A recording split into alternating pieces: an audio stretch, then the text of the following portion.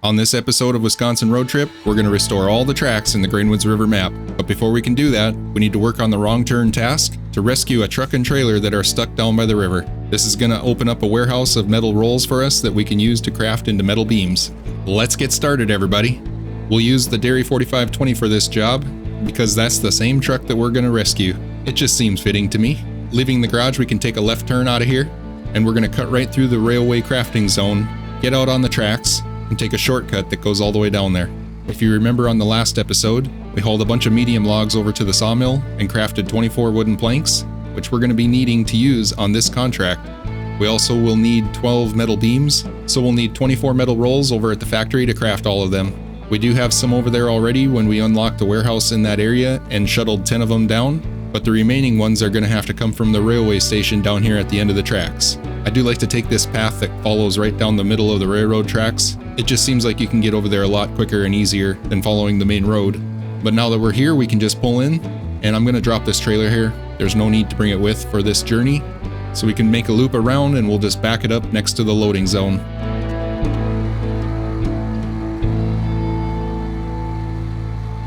I hope you're as excited as I am about getting started on these contracts. There are a few tasks left in this map to complete, but the way I like to play Wisconsin, it seems like it's beneficial to hold off on finalizing some of these tasks because they provide fuel to us for doing some work around the map. This is another one of those. There will be a truck and a maintenance trailer that we need to turn in, but the maintenance trailer is a good asset to have around for fuel and repair. And if you remember, the railway station has 2 warehouses to work with. One of them is open already, and there are some metal rolls in there. So I like to utilize the fuel that's in this trailer while I'm working on that. We're heading back out into the woods. We'll follow this road down the hill. It's kind of uneven and muddy down here, but this truck is fairly stable and definitely capable enough to handle this terrain.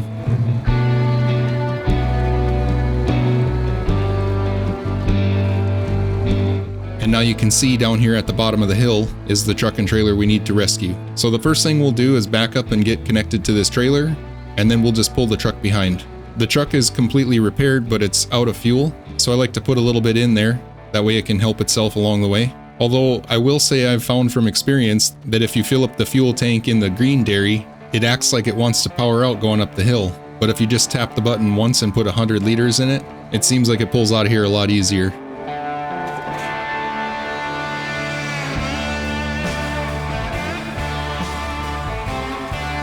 So we can get connected to it and we'll turn around. Make sure you make a wide sweeping turn when you're doing this. That truck in the back, sometimes it has trouble getting out of that hole. There are highway tires installed on it, so it's not going to help too much getting out of there. But just the fact that they're turning does help. And I guess the main thing you want to watch out for when you're making this turn is most of the time the maintenance trailer will try to flip over, which can flip your truck over as well. But if you just go slow and pay attention to what you're doing, it should right itself again. Just like that. Okay, now we just got to get out of here, so we'll follow this road back up. I'm just going to leave it in low and keep the diff lock locked in. I think that would be the most beneficial in this situation. The truck in the back does not have all-wheel drive turned on, but it does have 3 drive axles, so it is pushing a little bit. Up here at the top of the hill is definitely the more challenging part of this. Just making it around these corners, and it gets a little uneven. There's a small risk of tipping your truck over, or just getting that truck in the back stuck on something. But slow and steady does win the race in this one. It's always a good idea to take a look behind you once in a while when you're pulling a truck out like this, just to make sure that you're not getting it stuck on anything or driving it into an obstacle. But it seems like we're having some pretty good luck with it. This corner right here can get a little tricky. It leans downhill kind of hard, so you want to make sure you're watching out for that. And then when we get back to the main road, I like to just cut between the tree and the power line pole. The only thing you got to watch out for is make sure you don't get the truck in the back stuck on that tree. So try to take this corner as wide as possible. But it pulled through there without any problem. Now as we're going down the hill, we can stop and top off the fuel in the twin steer, get it repaired if needed, just in case we need to use that truck for anything. We might as well use the resources we have here before we turn this trailer in.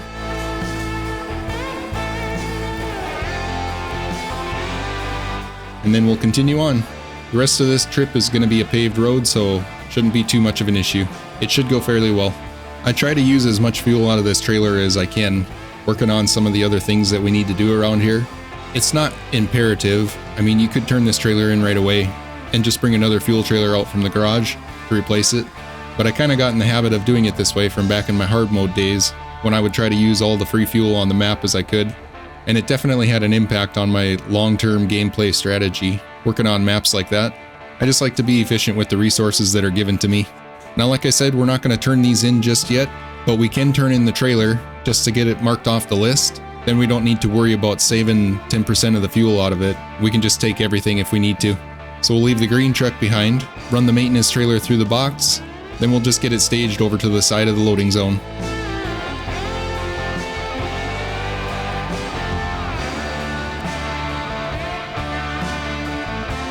Now for the next part of this job, we'll need to run over to Black Badger Lake and we can grab that Pacific that's out in the swamp. We discovered it on the first episode. I'm just going to recover it back to the garage and we'll retain it, head over to Grainwoods and get this thing set up. Okay, the first thing I'll do is put the top engine in it, and I will install a high-range gearbox because this truck is going to be shuttling metal rolls back and forth across the map. We can get an advanced medium winch, install diff lock, get those snorkels, and then I'm going to install a mini crane and a high saddle. With this truck, we'll be purchasing an 8-slot trailer, just so we can maximize the amount of rolls that we can carry in one trip. And the P512 does a pretty good job pulling that trailer because it has a fair amount of power and good grip on the tires, although it is kind of a lower truck. So one thing you'll have to watch out for is making sure you don't get the legs stuck on the ground. But you can see this thing has a really nice wide wheelbase in the back. I do like the Pacific P512 because it has the same specialized mud tires that the Pacific P16 has. And just like the P16, it does not have all-wheel drive. But the major differing factor is that it does not have all-time diff lock either. It is a lot more maneuverable though. Let's activate the Restoring the Tracks contract. This is the one we'll be working on. And as you can see, there's 6 rail sections that we need to craft and get laid out on the tracks to restore them. So the first thing we're going to do is head over to the railway warehouse. We'll get loaded up with some metal rolls and take them to the rolled steel factory. Let's go.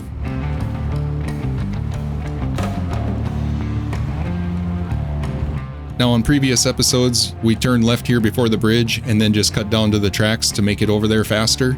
But with this trailer, it's going to have a hard time getting through there because the legs will get stuck on the ground. So I found that the best way to get over there with it is to just continue on down this paved road, and it's going to make a loop all the way around and back up the other side, where we just came in with the Dairy 4520.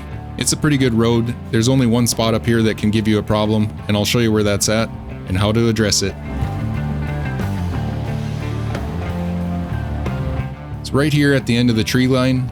You don't want to continue down and go around the power line pole like the road does, but instead we can turn off and cut between the trees and the power line pole here. But we made it through there, and just up the hill is that railway station. Going over the tracks, the legs definitely can get stuck here, so you don't want to stop in there. It can lift your drive tires off the ground and get you hung up. And then we'll load up 8 metal rolls right away, and there's 3 left in the warehouse. We can get turned around. We'll head back out of here and head over to the rolled steel factory. We'll need to leave the same way that we came in, and now that we have metal rolls on, the legs of the trailer are actually pushing down even further, so there's a pretty good chance that you can get stuck on these tracks. Just make sure you keep good momentum going over them so it kind of bounces over. The P512 does not have a lot of weight to it, so if you get them stuck, it's going to have a really hard time pulling it back out. But we'll follow the road back down the same way we came in, cutting between the trees and the pole.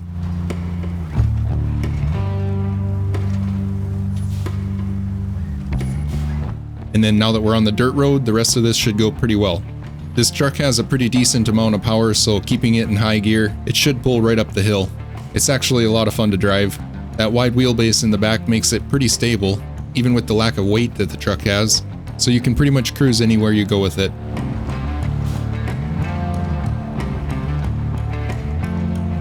Remember to take your corners wide so you don't get the trailer hung up on anything, and try to watch out for these boulders on the road because they will blow out your suspension, especially when running the high-range gearbox. That thing is a damage magnet. There's actually not a lot of work to do in this map, and just like in Yukon, I like to work on the second map first. If you start in the first map, chances are you'll head right into the paper factory contracts, and that's totally fine to do it that way, but for me it just kind of starts to feel like you're getting bogged down with the amount of work, and it can be a little bit disheartening to feel like completing the rest of the region afterwards. So I prefer to work on everything backwards by getting a lot of these easier jobs done first, and it just kind of builds some momentum up, makes you feel a little bit better about working here, and then finishing off with the hard stuff. Let's get that white Western Star pulled out of the way. Somebody left it right in the loading zone. Not sure who that was. We can back this 5-slot trailer up over by the service trailer, and then I'll disconnect from it and I'll get hooked up to that service trailer so we can utilize the repair points while we're running around. So we'll leave it right here. The white Western Star is such a good little truck, and it's always pulling its weight. Okay, let's jump back into the Pacific. Now getting turned around in here can be a little tricky with this trailer. So from my experience, I've found that the easiest way for me is to pull far up to the right here, and then we'll just back this trailer up into the loading zone and right back into the trees. We'll just go through the fence where we've been taking that shortcut through there. This way when we get loaded, we won't have to do any messing around. We'll just be facing the exit and we'll drive right out of here. So let's turn these in and we'll craft as many metal beams as we can. We got 9 of them. We need 12 total. So we'll load up 4.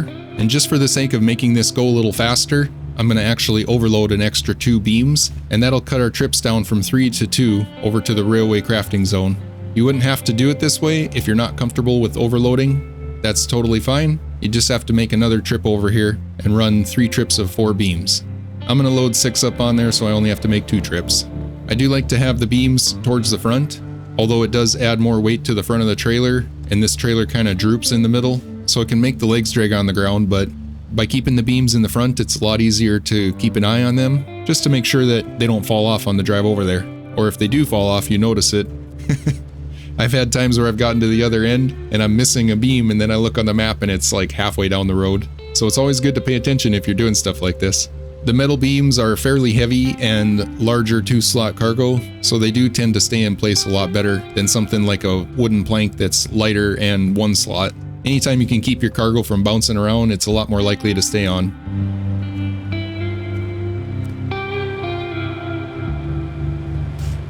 Now I'm going to skip getting refueled here because I know for sure I have enough to get to the other end, and I'm trying to utilize more of the fuel out of the trailer that we have parked down there. That way we can empty that maintenance trailer a little faster and we can get it turned in to open that other warehouse.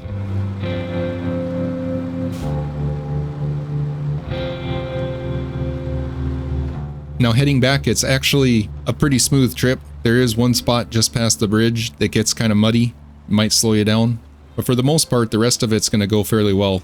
You can just leave it in high gear to maintain that torque curve for pulling this heavy trailer, and you get a fair amount of speed out of it, but not too fast, which seems to work good for shuttling this cargo back and forth across the map.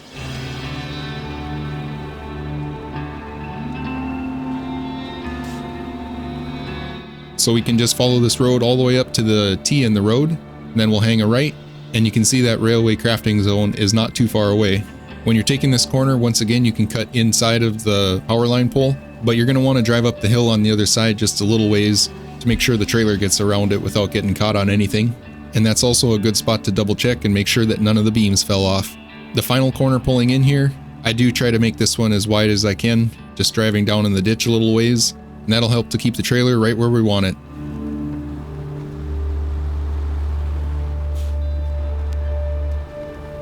But we made it here. We can get these turned in, and then repack and turn the final 2 in. So we have 6 beams here now, but we need some wooden planks. So let's burn up more of this fuel by running over to the sawmill. We need to make 3 trips back and forth, hauling 8 wooden planks each time to get the 24 planks delivered over here. This is your classic shuttle work. It's a little bit repetitious, but it needs to be done. And this seems like the most efficient way to do it because the sawmill is not very far away. So on the last episode, I talked about how you could drive around the map and find the deconstructed wooden houses to load up planks to bring over here for this, but it's a lot of driving, and most of the houses are located in places where it's really muddy or deep down in the hills, back in the trees. It just takes a lot of time to round them all up and shuttle them over here. Instead, we hauled 12 medium logs over to the sawmill and we crafted them into 24 wooden planks. So you kind of have a couple of options on how you want to play this region. There's a lot of cargo out in the wild that you can pick up and haul to the destinations, and it kind of goes that way for Black Badger as well. Or you can focus more on crafting everything and just shuttle everything from a centralized location. Either way works, and it's totally up to you as the player on how you want to do it. If you're playing hard mode, you might choose to drive around and find everything in all the different locations, just to save on the amount of fuel that you need to use for crafting, but you'll also have to take into account that it's going to burn a lot of fuel driving all over the place. So in the end, I'm not sure which way would be more efficient from a fuel standpoint, but from the perspective of time, I would say that crafting what you need is definitely a lot quicker. It's just a little bit more monotonous. But now that we're here, we can get loaded up with 8 wooden planks, and then I'm just going to back into the corner over here to get turned around. There's not really many places to turn this trailer around in this area, and this seems to work the best for me. But I do want to stress that I'm not trying to say the way that I do things is the best way. It's just the best way that I found that works for me. You might have a completely different way that works better for you, and I can totally appreciate that, and I want to encourage you to find those ways. This series was never intended to be a demonstration of the absolute best way to do everything, but more so I just want to get you thinking about the fact that there are different ways to do things, and some of them might work better than others, and that can be different on an individual case as well. That's the greatest thing about this game, is there's so many ways to do things, and different approaches work better for different players. I've learned a lot by watching other people do things in ways that I would have never thought of, and over the years I've been exposed to a lot of different players, mostly from playing the random matchmaking online, and after all that exposure, it definitely starts to influence your playstyle.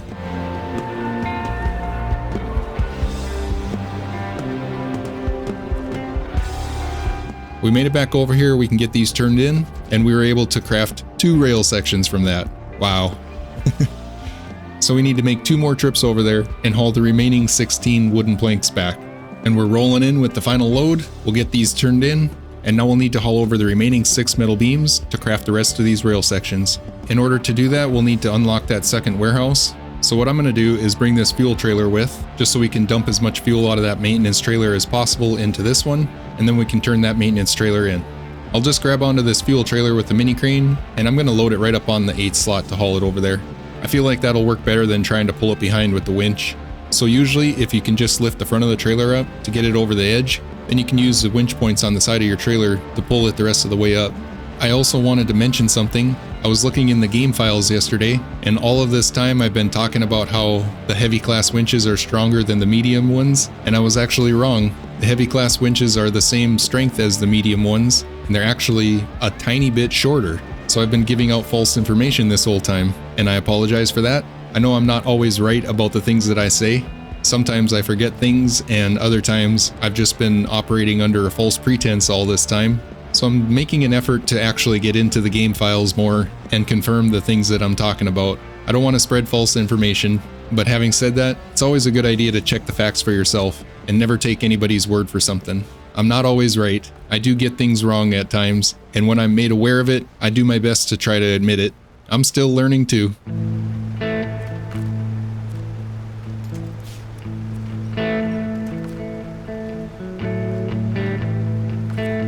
This trailer's kind of giving me a hard time because it doesn't want to straighten out, but I got it there, so we'll get it packed and we'll drive over there. We're just going to take the same path that we took on the first trip, following the road all the way around, and we'll come back in from the backside. Once we get over there, we can unload this trailer, and we'll shuffle as much fuel into it as possible from the maintenance trailer. We'll get everything repaired, and then we'll turn that trailer in and open up the second warehouse. I have been doing more overloading on this map, and will probably continue to, although I'm trying to not get too excessive about it. But I do also want to get you a little more comfortable with it, because Amur, once again, is going to be a challenging region, and there are some parts of it that have excessive amounts of cargo that we need to haul, and having a little bit of experience with overloading can go a long ways to making it go faster. And it's not like we're in a race to get these regions completed, but at the same time, I believe there's over 100 missions in Amur, and we don't want to spend 6 months over there working on them, so some overloading can go a long ways for that.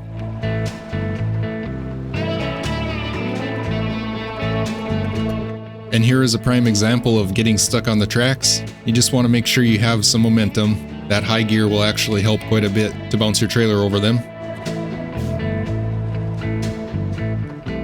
And now I'll just back up next to that maintenance trailer and we can jump in the dairy to do the fuel shuffle. I don't think we'd be able to reach it from the Pacific.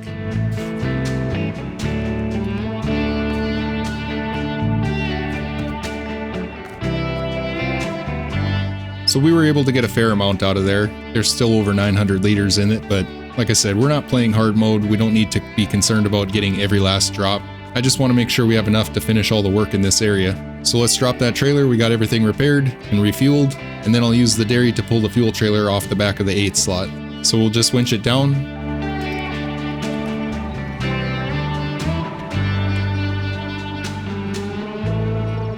And then we'll hook up to the other dairy, get that one turned in, and that'll open up the warehouse.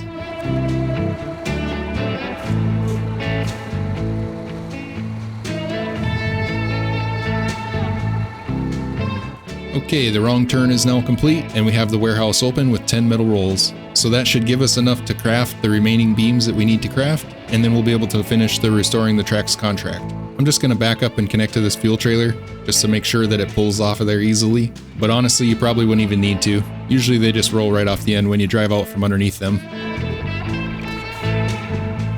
Either way, it's complete now. We can grab all the metal rolls out of this warehouse. There was 3 left in there. Then we'll drive up ahead and we'll get 5 more loaded. So there's 5 rolls left in the warehouse now. If we need those for a future contract, we can always use the dairy to haul them with the 5-slot trailer that we pulled over here. Let's get turned around. From here, we're going to head to the rolled steel factory and get those metal beams crafted.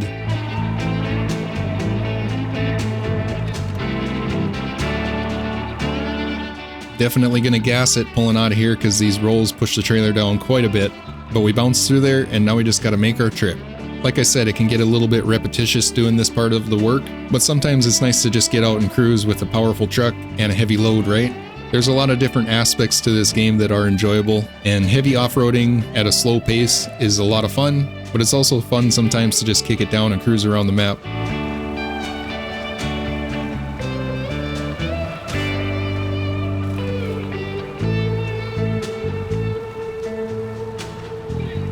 So we can make that same right turn just past the bridge, and we'll continue following this road down. By going to the sawmill to get all of that wood hauled over there before we finish this up, we were able to use a lot more of the fuel that was sitting in that trailer, which in turn is going to leave us with a bigger supply left over afterwards.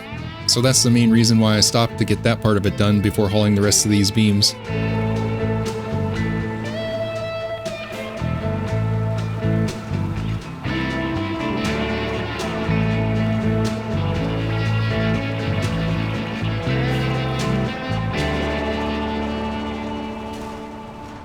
My focus now is to try to use up as much of the fuel out of that white Western Star as possible, just to try to get rid of some of the extra weight that it has for pulling it over to the drop-off zone that's over by the gateway. By turning that truck in, it's going to unlock another warehouse for us, and that one has 10 metal rolls also, but we're not going to need them for this contract, so I'm just holding off to do it, that way we still have a fuel source over here.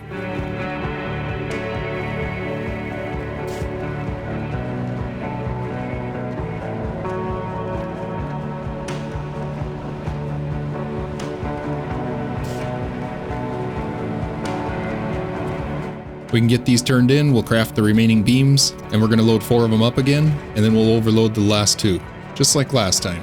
Okay, let's head back out of here and we'll make the trip. Time for some sightseeing.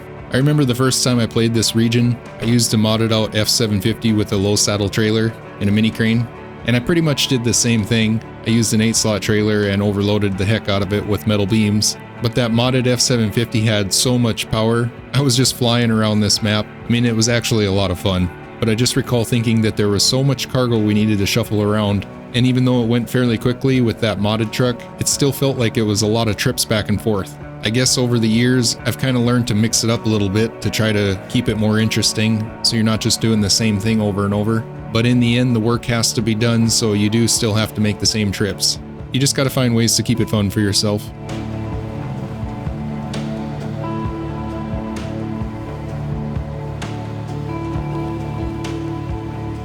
Everything seems to be going fairly smooth. We're almost to the other end. Once we get there, we can get the last 3 rails crafted. Then we'll get started on putting them in place. The rails need to be unloaded with manual unloading using a crane, and you can use a mini crane for it. They're not too heavy. There's actually nothing in this game that's too heavy for a mini crane to lift that you need to lift. So a heavy crane sometimes can be useful, but it's not really a necessity.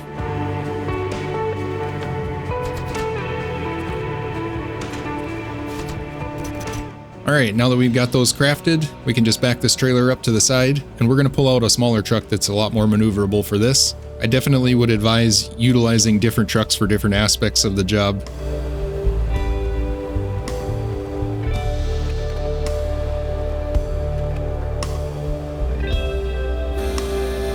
So let's jump back into the garage. We're going to grab that Paystar 5070. Haven't used this for a while now again. We'll grab a 5-slot sideboard semi-trailer, and we should be able to load all 6 of those rails in here at once. The rails are long, but they're flat, so the first 2 or 3 of them are going to be held in by the sideboard, and then even stacking them up above it, they're pretty stable to pull around, so you don't really have to worry about them falling out.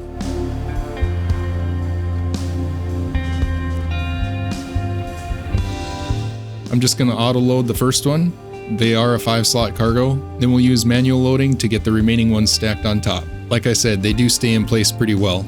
By loading all 6 of these up in one shot, we won't have to continue driving back and forth for each one. Doing it this way, we can just make one trip down the tracks and get them all turned in. So the first one I'm going to restore is right outside of the crafting zone here. And all you need to do is drive up next to it, use your crane to drop it in place. Then you'll see the option to turn it in from where you're parked. If you're having a hard time grabbing onto the top rail and it keeps trying to grab one of the ones underneath it, you can push X on your controller and it'll give you the option to scroll through your winch points, and sometimes it can make it a little easier to connect to the right one. Now the second rail that we're turning in is just down the tracks a little bit to the east, so we can cruise over there. And like I said, they do stay in place pretty well on the trailer. Sometimes they might bounce around, but it's pretty rare that they actually fall off. And we'll just rinse and repeat the same process. But like I was saying, pushing X on your controller will cycle through the different options of either connecting from proximity or connecting from scrolling through your winch points. I don't think I've ever mentioned that on the channel before. It's something that can come in handy when you have a lot of cargo in one spot. Now we need to turn this thing around because the remaining 4 sections are to the west.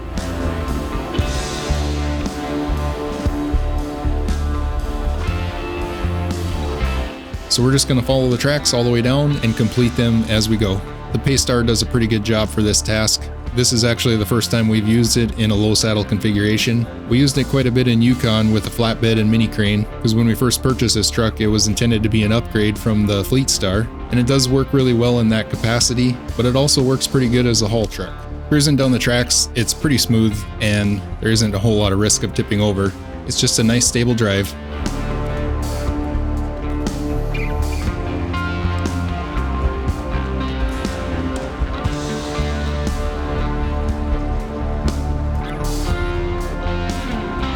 I looked again for that Yeti over by the Sawmill and I was not able to find it, but there are a couple other Yetis that are in the Black Badger Lake map, and I'm going to keep my eye open for them as well.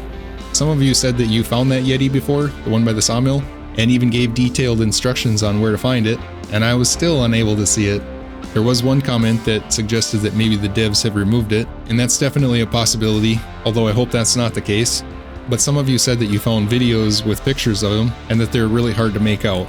It could just be that my old eyes aren't able to see it.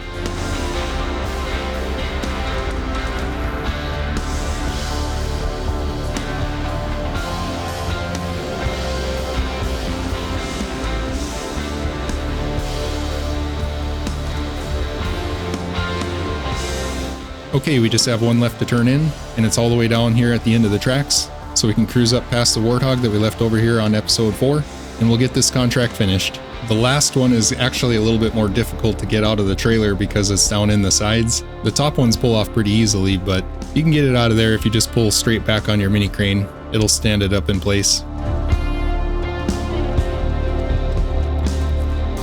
Alright, and with that, restoring the tracks is now complete, which was probably the biggest contract on this map. So we've got a fair amount of work done, and on the next episode, we're going to get the rest of the contracts and most of the work done here in Grainwoods River. Make sure you come back and check it out. We'll be moving into Black Badger Lake soon to get started working over there. And before you know it, Wisconsin is going to be complete. Appreciate you being here. We'll see you then, and thanks for watching.